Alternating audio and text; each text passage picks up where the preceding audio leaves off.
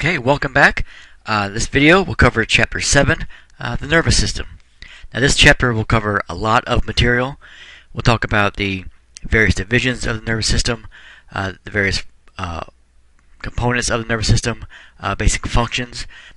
So we will cover a lot of material in this chapter, so it's very important that you do keep up with our information. First, we'll start off with some general organization. The nervous system has two major divisions. The central nervous system and the peripheral nervous system. So the central nervous system, or the CNS, as it's usually referred to, includes the brain and the spinal cord, and that's all. So just the spinal cord and just the brain. Everything else is in the peripheral nervous system, the PNS. So all the nerves that come off of the spinal cord, all the nerves that come off of the brain, all those are part of the peripheral nervous system, because they go off to the periphery, or the sides of the nervous system. So the brain and the cord are the central, and everything else is the peripheral nervous system. And here's that same information, but in a graphic form. This light blue color would be the central nervous system, the brain and the spinal cord here. And everything else is in this purplish shade of color, would be the peripheral nervous system. Alright, the PNS, the peripheral nervous system, is further divided into two other systems, the somatic nervous system and the autonomic nervous system. The somatic is responsible for voluntary body movements. Now, you are choosing to pick up a drink or put it down, or grab the TV remote or put it down, or walk across the room. You are voluntarily choosing to make those motions. That's the somatic nervous system. The autonomic nervous system is responsible for things that happen involuntarily or automatically. So that's a good way to think about it. Autonomic nervous system covers things that happen automatically. Things that you don't have to think about consciously doing. Breathing, digestion, heartbeat, and so on. You don't have to think about doing those. They just happen due to certain parts of the brain and the brainstem. So if you have control over it, that's the somatic nervous system. If you don't have control over it, that's the autonomic nervous system. Some basic general functions of the nervous system as a whole. It will help to regulate internal body metabolism by detecting the various changes in body temperature, blood volume, gas exchanges, and various others. And probably the big one here is to interpret sensory information from the external environment, such as sight, hearing, taste, smell, touch. So anything that you use your senses is sensory information. So anything that you see, anything that you hear, touch, taste, smell, all that information has to be converted into an electrical impulse so it can be interpreted by the brain. So that's how you're able to see this video. That's how you're able to hear this video, because of that sensory information being interpreted by various types of nerves going to the brain. Alright, next we'll talk about some neural tissues, or nervous tissue. Either term is fine. Nervous tissue, there are two types of cells, the neurons and the supporting cells called the neuroglial cells. The neuron is a basic functional unit of the nervous system, and these will respond to various chemical or physical changes within their environment. And I'll show you how one typically looks. This would be one neuron here. I'll talk about what these various parts are here next. But when you think of a typical neuron, this usually comes to mind, or something like this comes to mind. Alright, a neuron has various parts that we just mentioned. Dendrites are the branching processes of a neuron that will carry information towards the cell body, or towards the cell nucleus. The part that takes information away from the cell body, away from that soma, is called the axon. This will carry information away from the neuron. So A for axon, A for away. That's a good way to keep them straight. So dendrites take information to the cell nucleus, toward the cell body. Axons carry information away from the cell body, or away from the neuron. Now axons may or may not be covered in a special lipoprotein called myelin, and it has a very particular purpose, which we'll talk about next. All right, here's a basic illustration of a neuron. Looks like this. That's a real one. That's just an illustration. These individual branches here are dendrites. Information will be sent through these, going toward the cell body, toward the cell nucleus. Information going away from the cell nucleus would be on the axon here. You see the axon covered in this protein at various parts called myelin. And we'll talk about what these spaces are here in a second also. So some neurons have this myelin covering, some don't. And here's how this would look. Here's an axon without any myelin on it, here. And here's one with myelin. So much thicker, much more pronounced, much more protection. Compare that to that. Right? And the biggest function of the myelin, it really does two things. It offers protection for the axon underneath it, but also helps to speed the impulse down the axon. It happens much, much faster when an axon is covered with myelin, up to about 10 times as fast. The impulse happens pretty quickly anyway, but if it's traveling down an axon that has myelin, it happens even faster. Now, myelin is made by two different types of neuroglial cells, and it depends on where they're found in the body. And we'll talk about that in a few minutes. Now, the small spaces in between those myelin coverings have a very unique name. They're called the nodes of Ranvier. So going back to this picture here, these little gaps here where the axon is exposed, those would be the nodes of Ranvier. Okay, here's another illustration of two dendrites. This one has a myelin covering on the axon. This one does not. So again, these are individual dendrites that are all branched off going toward the cell body. One axon going away. And these little wrappings around the axon are the myelin coverings. And this one does not have that. And the reason why the myelin actually helps the speed of the impulse is because instead of having to travel all the way down the axon like it does here, it actually jumps from node to node to node. That makes it go by even faster. Alright, there are various ways to classify neurons. The first one we'll talk about, the structural classification of neurons. They can either be multipolar, bipolar, or unipolar. Multipolar, you have many processes arising from the cell body, but only one axon. Everything else is a dendrite. And when most people think of a neuron, that's the kind that they think of, multipolar. The images that I've shown you so far have been multipolar neurons. Bipolar, you only have two processes. One acts as an axon, the other one acts as a dendrite. And the last classification, unipolar, or pseudo-unipolar, you'll see it sometimes referenced. It's a single process extending from the cell body, but the process is branched, but it still functions as one axon. The ones that we've looked at so far in our images, multipolar, there are lots of dendrites here going toward the cell body, and then one axon. For bipolar, there's two extensions. And when I say extensions, you're looking at extensions from the cell body itself. So here's one, and here's the other one. So that serves as a dendrite, that serves as the axon. Okay, and here, pseudo-unipolar, or just simply unipolar, only one branch out of the cell body. And then after that point, it forks, and it functions as one big axon. So only one branch here, that's why it's unipolar. Two branches here, that's why it's bipolar. And then many branches here, multipolar. And these will vary in size and where they're found in the body and their function in the body, and we won't get into that kind of detail. These are the three main structural ways to classify a neuron. Some other ways to classify neurons are by their functionality. And this slide includes two of the most commonly confused terms in not only anatomy, but probably in biology. That's going to be afferent and efferent. Sensory neurons are also called afferent neurons. These carry sensory information from the body to the brain or to the cord. So whenever you use your senses, whenever you're using vision or hearing or smelling or touching or tasting, you're getting sensory information.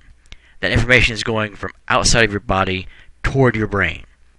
Another way to classify those or term those is called afferent neurons. They're called afferent because they are arriving at a structure. That information is arriving at the cord or arriving at your brain.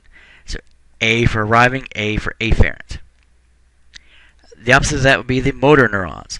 Motor neurons carry impulses from the brain or the spinal cord toward the body. So leaving the brain, going toward the body. These are also called efferent neurons. So E for efferent, E for exiting. These things will exit a structure. And it's also important to remember these terms, afferent and efferent, are not just particular for the nervous system or for the brain. These are used in other body systems also. So whenever a structure is afferent, it's arriving at some place. Whenever a structure is efferent, it is exiting a structure. So motor neurons will leave the brain going toward muscles, toward organs. And usually involving some kind of motion, because motor means to move. And the way these two types of neurons talk to each other are called the interneurons. So this is a neuron communicating with other neurons. So interneurons. Alright, here's a way to put all those into perspective. For the picture here, this person is looking at a glass of water. He's looking at the glass of water, so he's using his vision, using his sensory information.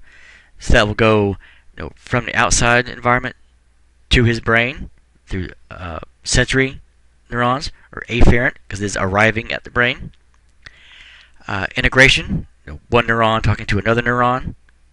And then when a signal is leaving the brain and going to his arm, so he can pick up that glass of water, that is a motor neuron, or efferent, because it's exiting the brain. So sensory, arrive at the brain. The motor, or efferent, exiting the brain. Okay, next we'll talk about the supporting cells, the neuroglial cells. And they have various types of functions to support and to protect neurons. And the types of these neuroglial cells will vary depending on where they're found, either in the central nervous system or the peripheral nervous system. There are 4 types of neuroglial cells in the central nervous system and 2 in the peripheral nervous system. We'll start with the CNS first. The first one, astrocyte. These are star-like cells that help to connect neurons to the blood vessels. This helps to create what's called the blood-brain barrier. For the most part, most bacteria, most viruses can't enter the brain due to this blood-brain barrier. Not true in every case, because some can get through, but for the most part, most of them can't get through. That's because of these supporting cells, astrocytes. And they literally do look like stars. That's why it's astrocyte. Next one, oligodendrocytes. These are the cells in the central nervous system that produce myelin. Now there's another kind of cell in the peripheral nervous system that has that same function, but for these we're normally talking about central nervous system. So oligodendrocytes are what will produce myelin in the central nervous system. The microglia, these will help to remove cellular debris and help to destroy bacteria. Basically running around your brain and cleaning up stuff that shouldn't be there, damaged or old cells or bacteria that shouldn't be there. And the last one on here, ependyma. These are the cells that will help to make the cerebrospinal fluid, the fluid that your brain basically floats in within your skull. And that fluid is also there to nourish and to wash over and to protect the spinal cord and the brain. All right, those 4 are for the central nervous system. The 2 for the peripheral nervous system. The first one, Schwann cells. Now their function is to make myelin, but only in the peripheral nervous system. So Schwann cells and oligodendrocytes have exactly the same function, but one's found in the CNS, one's found in the PNS. And last one here, the satellite cells. These are there to help regulate the environment around the neuron, basically to protect it and give it a suitable environment to thrive. All right, next we'll talk about impulses. So in order for anything to happen involving the nervous system, neurons have to be able to talk to each other, and then talk to other tissues and other organs, and so on. And these impulses are an electrical current that is based on the flow of various ions either in and out of the neuron. And there are structures called voltage-gated channels that help control the flow of these kinds of ions. Alright, voltage-gated channel. This is like the name kind of implies. These are pathways that are going to open and close in response to a change in voltage. They're voltage gated. They open or close due to an increase or decrease in the voltage. And these are integrated membranes, those transmembrane pathways. A very important example of this type of voltage gated channel is called the sodium-potassium pump. Now, to maintain a neuron's normal resting state, its regular resting state, 3 sodium ions are going to be pumped out of that neuron for every 2 potassium ions allowed in. And that difference is very, very vital. Now, this unequal movement of the ions means that the outside of the neuron in relation to the inside is going to be much more positive. So because you have 3 out and then 2 in, that difference means the outside of the neuron will be more positive. So when a neuron gets stimulated, sodium voltage gated channels will start to open, and this will allow sodium ions to start to leak into the neuron. Alright, so when you have sodium ions starting to leak into the neuron, this will cause a positive change on the inside. And so what happens next is, as these sodium ions start to leak into the neuron, this will cause more and more sodium voltage gated channels to open. They start off with a little bit of leak, here and there, then more start to open, causing more to come in, then more to come in. Then when you get to a reading of negative 55 millivolts here, that's the threshold potential. At that point, you get a ton of voltage gated channels opening all at once. So there's a very large spike in voltage. Once that threshold has been reached, this impulse will travel down the axon. And this movement, or also called propagation, of the impulse is called an action potential. This is the same axon, but in 3 various stages. If you look at it here, where it's red, the outside is going to be more positive compared to the inside. That's why I see the pluses here and the minuses here. When you have this action potential moving down the axon, it's basically like a wake trailing behind a boat. So as this comes in, you're creating it more positive in here. So as that travels down, this will cause this to move forward. That causes that to move forward. And what's behind it is becoming reset again. So whenever you have this, these are like dominoes. This causes this part to become more positive, which brings us to here. This causes this to become more positive, and that's how we get to here. And this will happen all the way down the axon. And this slide has more info than we will probably go into, but it's a good example graphically what's going on. The resting state here, step 1. And it goes through all the details that we talked about. But I'll just kind of recap it here on this chart. Resting potential is around negative 70 millivolts. So when you start to get some sodium ions starting to leak in, it gets a little bit more positive, right here. Negative 55, you get a ton of these channels opening all at once, which causes the very large spike in sodium here. And then once it gets to that point, probably around positive 45 millivolts or so, those channels will slam shut, and that's why the voltage goes all the way back down, and then it resets. This happens every single time an impulse travels down an axon, or the action potential. So this happens millions of times every second throughout your body. I will post animations and other videos on Blackboard so you can see this in motion. Looking at it just in a picture form helps a little bit, but I think it's a lot better to follow if you see the animation that will explain this in a lot more detail. Alright, so like I mentioned, the action potential, or AP as it's abbreviated here, will keep going until it gets to a point where it can't go any further. It has to reach an end of that axon. It has to reach a terminal point. And this is the start of the process called a synapse. This is how neurons talk to each other. Talk to other neurons. This is how they affect organs and affect muscle tissue and so on. Alright, so at this point, once that action potential reaches the very end of the axon, this will cause voltage-gated calcium ion channels to swing open. This will cause calcium ions to diffuse into the end of that axon. Now, the presence of these calcium ions will cause vesicles to release a neurotransmitter.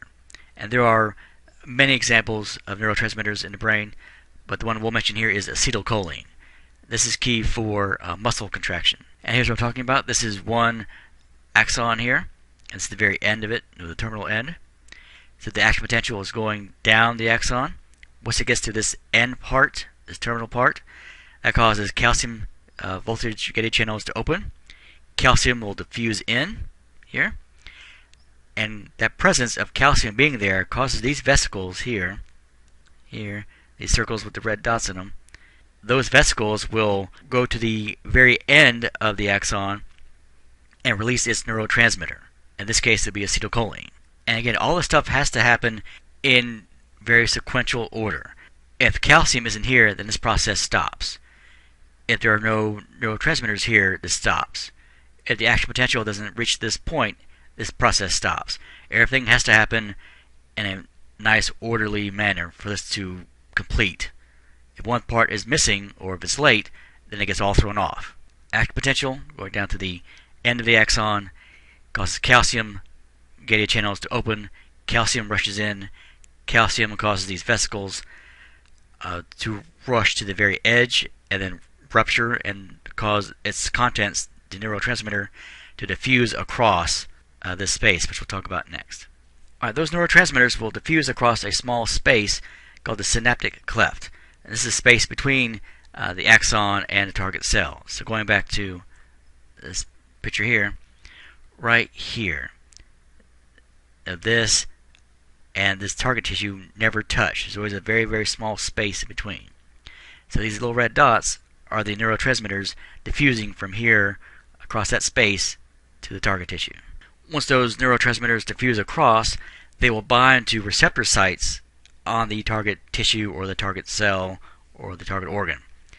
Now this will cause the action potential to continue from there on. So when you have these neurotransmitters released, they will diffuse across here, bind to very specific receptors here, and from this point the action potential will continue on. Now if there isn't enough of these diffusing across, then it will stop. Now this looks like an illustration, but this is a real image of an axon. This green structure here would be the mitochondria of the axon. This is the end of the axon here. These blue circles are all vesicles containing neurotransmitters. And if you look closely here in this space, that space is the synaptic cleft. See how the blue is diffusing across from here over that space to here? That is the neurotransmitter diffusing across that space. And then the action potential will continue in this cell forward. Okay, next we'll talk about various components of the nervous system. We'll start with the central nervous system. And of course we can't talk about the system without talking about the brain. Of course the brain is going to be the most complex and the largest component of the nervous system. There are approximately 100 billion neurons. Of course that will vary depending on a person's health and age. And of course the brain, as you would imagine, is going to be very well protected by the cranium, the cerebrospinal fluid, and membranes called the meninges. And there are three different types of those. You have the dura mater, the arachnoid mater, and the pia mater. The dura mater is a very tough connective tissue that will attach to the inside of the skull, that periosteum of the skull, and actually will surround the spinal cord. The arachnoid mater is called arachnoid because it looks like a fine web, like a spider web, a very thin, very web-like layer. This is where you'll find the cerebrospinal fluid in the arachnoid mater.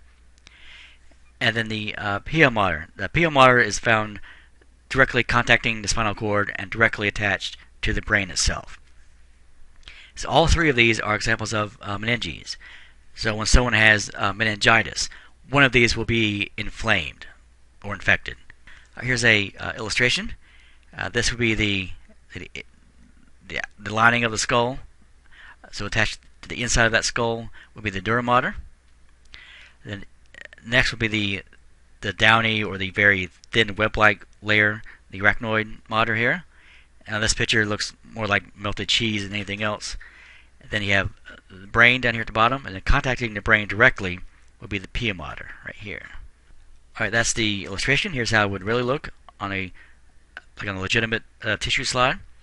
Dura mater up here, and just by looking at this, it looks very delicate, very thin, the arachnoid mater, and then the pia mater here, and below that would be actual brain tissue. Alright, next we'll talk about white and gray matter. Both the spinal cord and the brain consist of different groups of white and gray matter. White matter is called white because it has axons that are covered with myelin, and it actually appears to be white compared to gray matter that does not have myelin. So it literally does white or gray depending on if myelin is there or not. So the white matter are just bundles of axons with this covering, and the gray matter, these are masses of cell bodies and dendrites, and when you cut this in cross-section, they have a very distinct butterfly appearance to them, and I'll show you samples of those next. Alright, this is an illustration, very distinct butterfly look to it here. That'd be the gray matter. Yeah, that's the illustration. Here's how it would really look. Gray here, and then white here. Next will be the CSF, the Cerebrospinal Fluid. It's a clear, viscous fluid that will provide nourishment and nutrients to the brain tissue. Also will help to cushion and protect the brain and the cord. The brain and the spinal cord are basically surrounded by a pillow of water, which is what the CSF is. And like I mentioned before, the brain basically floats in this fluid, both in the skull and the core basically floats in this fluid. Now, whenever someone gets a lumbar puncture or spinal tap, this is the fluid that's being taken out, and it should be very clear and very viscous. It's like a water. It should be as clear as water. When it is cloudy, that indicates that there's an infection, usually meningitis. Not always, but usually meningitis. All right, next we'll move on to the brain. Of course, the brain will be responsible for sensory functions, perceptions, motor control, memory, reasoning. We could easily spend a whole semester just talking about the brain and its structures and its functions. But obviously, we don't have that kind of time to dedicate to the brain, but we will hit some of the major functions and the major structures. Some main divisions of the brain include the cerebrum, the basal nuclei, diencephalon, the brainstem, and the cerebellum. And we'll tackle these one at a time. The cerebrum is the largest part of the brain. When people think of a generic image in their head of a brain, they usually are thinking of the cerebrum.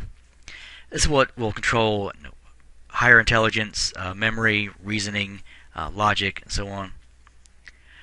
And the cerebrum is divided into two halves, a right and left hemisphere. So when people say right brain or left brain, this is what they are referring to. Alright, these hemispheres are divided into 4 lobes, and the names of these lobes will correspond to the bones in the skull. So you have the frontal lobe, the parietal lobe, occipital lobe, and the temporal lobe. Again, the frontal lobe will be toward the front, just behind the frontal bone of the skull. The temporal lobe, where your temples would be on the side, by the temporal bone of the skull. In the back, the occipital lobe, the back part of the brain, or of the skull. And the broad, flat parts of the head, the parietal lobe, correspond to the parietal bones of the skull. Alright, next we'll talk about the basal nuclei, sometimes called the basal ganglia. These are a mass of gray matter within the white matter of the hemispheres. The most important thing that we'll talk about for this class anyway is that it produces the neurotransmitter dopamine. And dopamine is very important. It helps to make you feel good, makes you feel happy, and this will interact with the cerebral cortex and the cerebellum to produce voluntary movements. So for people who have disorders such as Parkinson's or Huntington's disease, dopamine levels are going to be affected, and this part of the brain will be affected. Because dopamine may be made too much or may not be made in enough quantities. Trying to locate the basal ganglia in the skull, it would be right about in here. And don't worry about what these other terms are. Don't worry about the caudate nucleus or the globus pallidus or putamen. Don't worry about those. But this is about where the basal ganglia would be. Alright, next we'll talk about the diencephalon. This is located between the hemispheres and just above the brainstem. And here you'll find structures such as the thalamus, hypothalamus, the posterior pituitary gland, and the pineal gland. And we'll talk a lot about many of these when we get to our next chapter on the endocrine system. All right, and this part right here would be the diencephalon, thalamus, hypothalamus, the posterior part of the pituitary, right in there. Next, we'll talk about the brainstem. This is what will connect the brain to the spinal cord, the actual connector between the two. And this passes through that very large hole at the base of the skull called the foramen magnum. And the brainstem actually has three individual parts. You have the midbrain, you have the pons, and the medulla oblongata. And they all have different functions. The midbrain, this is what will connect the lower brain to the upper brain. Basically the lower parts of the cerebellum to the higher functioning parts of the cerebrum.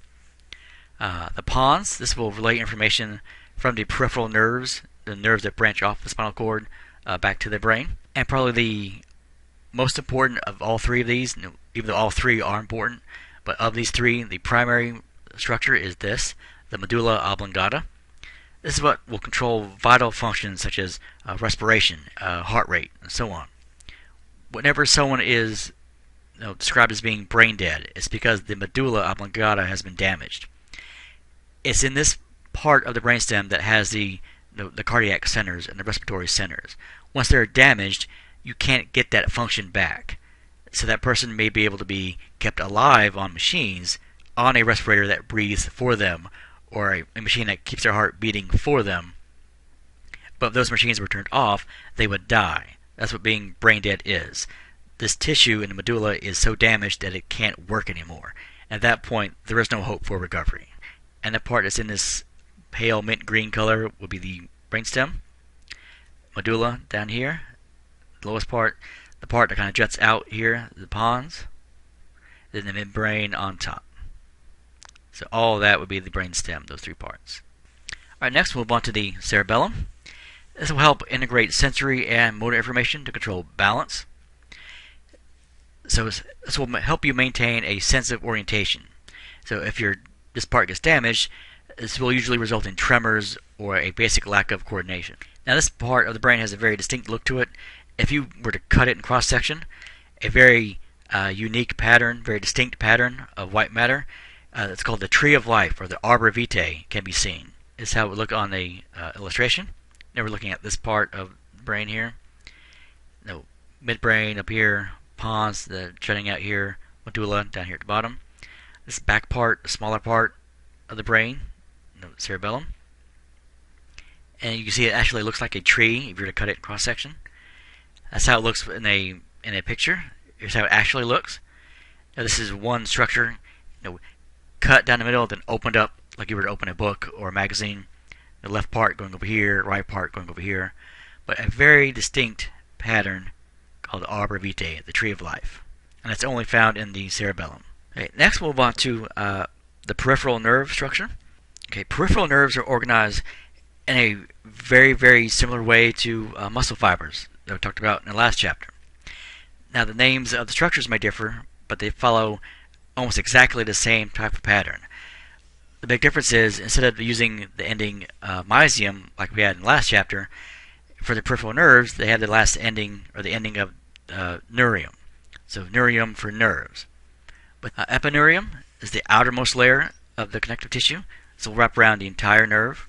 Perineurium is a connective tissue that will surround a bundle of fibers called a fascicle. Just like in muscles, you had a muscle fascicle surrounded by perimysium, but here it's called perineurium. And tissue that's inside each of those fascicles is called the endoneurium. So these will surround individual nerve fibers. So it's the same setup as muscle, but here we're talking about nerves. So the epineurium here, it wraps all the way around the entire neuron. You see these individual bundles here. These are fascicles. What wraps around it will be the perineurium. So that's one fascicle, that's another one, so on. So what wraps around the individual fascicle, perineurium, and material inside surrounding individual nerve fibers is the endoneurium. Remember, endo means inside. So same thing as muscle, but talking about nerves. And this is how one would look on a real tissue slide. This image is nothing more than this, but with a real tissue. This would be one fascicle here. That would be one fascicle here. Here's a smaller one here. All right, next we'll get into different types of the peripheral nerves. And there are two types of peripheral nerves, and they will differ depending on where that nerve originates from. A nerve can either be a spinal nerve or a cranial nerve. Spinal nerves will originate from the spinal cord. That's why it has the name spinal nerves, because it's branching off of the spinal cord itself. And then the cranial nerves will originate from the brain. Alright, next topic we'll get into, the autonomic nervous system. Now this is within the peripheral nervous system that we mentioned before. Then we had the somatic nervous system, which is voluntary, and then the autonomic nervous system. Alright, so the ANS will control things that happen automatically, things that you don't have conscious control over. Your heart rate, your respirations, digestion, regulating blood pH, and so on. Anything that happens without you controlling it, without you having control over, it happens automatically is the autonomic nervous system. So the activities of many different organs must be coordinated so all the stuff can work together. Now the autonomic nervous system, or ANS, is broken down into two very separate, very different, but very interacting divisions. They actually have completely opposite functions. So these two divisions have exactly opposite functions of each other, but the organs have nerves from each division. And these divisions are called the sympathetic and parasympathetic nervous systems. Alright, the sympathetic nervous system is often called the fight or flight branch of ANS. This is involved in emergency or stressful situations. When you're involved with something involving this nervous system, your heart rate will increase, blood glucose is raised, pupils will dilate, adrenaline increases, and so on. And here's a way to think about this. If you've ever been in a car accident or almost been in a car accident, right when that moment is over, your heart is still going to be racing, you'll still be breathing a lot heavier and a lot faster. You feel the adrenaline in your body. That's because of you are in a stressful or an emergency situation. All of that is caused by the sympathetic nervous system. So things that are not needed in a situation like that are essentially shut down or shut off, such as kidney function, digestion, control of muscles in the bladder. That's why if you have a semi-full bladder and you are scared, you may end up urinating on yourself because those muscles aren't being controlled at that moment. So that's why that may happen sometimes. So sympathetic is in a stressful situation, the fight or flight. Alright, so the sympathetic nervous system is not required for life in general, but it is very essential for any stressful situation. So you need to be able to have adrenaline rise really quickly and blood glucose to rise really quickly and be able to focus on something in that immediate emergency situation. So the opposite of this would be the parasympathetic division. These have the exact opposite effects. So just like the sympathetic fight or flight division, the parasympathetic is called the rest and digest. Okay, so everything that happened in that emergency situation needs to be dialed back down to normal. Heart rate needs to slow down. The pupils will constrict back to normal. Digestion will increase again. Kidney function will increase again. So this is when you need to dial it back and get back to normal. Alright, that brings us to the end of Chapter 7, the nervous system. And like always, if you have any questions, please feel free to contact me.